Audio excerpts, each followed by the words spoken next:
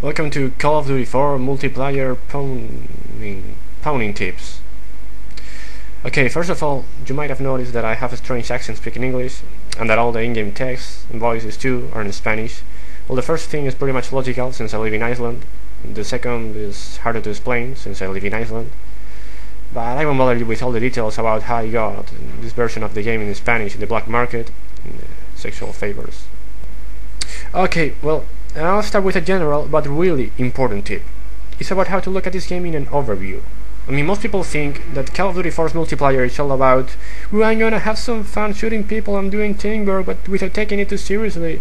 But no, it's not. Definitely. Jesus Christ. This game is all about psychological warfare. You have to constantly try to humiliate your enemies, to demoralize them, to make them want to die in real life for being such pathetic noobs. Your ultimate goal is to make them leave the server and go cut their arms with a razor. Very well, now to the specific tips to achieve this. Think about this. What's the first thing your enemy knows about you as you enter the server? That's right, your nickname. So it's very important to choose a proper one so as to scare them as much as possible. And we all know which is the scariest name ever. Don't.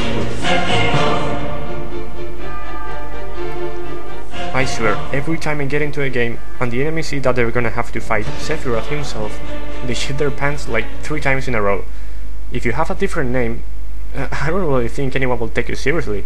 I mean, if you saw it with something like this above your head, they're just gonna say, "Lols, I'm gonna kill that Sephiroth," and they're gonna go and rush to you and knife you and pull on your dead skeleton corpse. So please change it back to Sephiroth or something similar to Sephiroth if it's already taken. Right? Please. Tip number 2, the equipment. I've made a test of every single combination of weapons, perks, camo and maps, and I found the absolute best to get the most kills in nearly any given situation. Trust me, I've been playing Call of Duty for 3 years, so I know what I'm talking about. This is it, the ultimate class.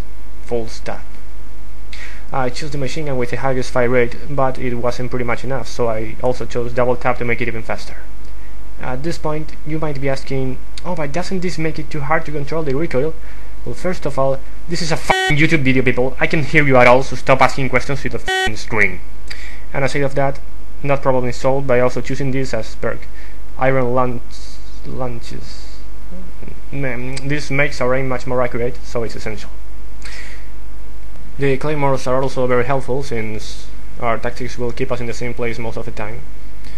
And the handgun just reminds me of Metal Gear Solid for PS1, so it's totally cool. Now we'll try the equipment.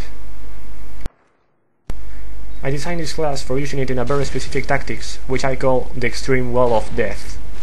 It's actually very simple to do, but perhaps I just think so because I'm a pro. But anyway, we first have to find a doorway many people is likely to cross, such as this. Then we get our claymores and cover all the ways except that very doorway. There you go, perfect cover for our backs. And we stand next to the doorway and start shooting. Don't stop shooting. Somebody will eventually cross through this doorway, and when they do, it's 100% death assured. Okay, we reload. Don't worry about cover, remember the claymores, and then start again. If you do these tactics for a long time, say 12 seconds, you'll eventually run out of ammo. Don't worry, there's an easy solution for this problem too.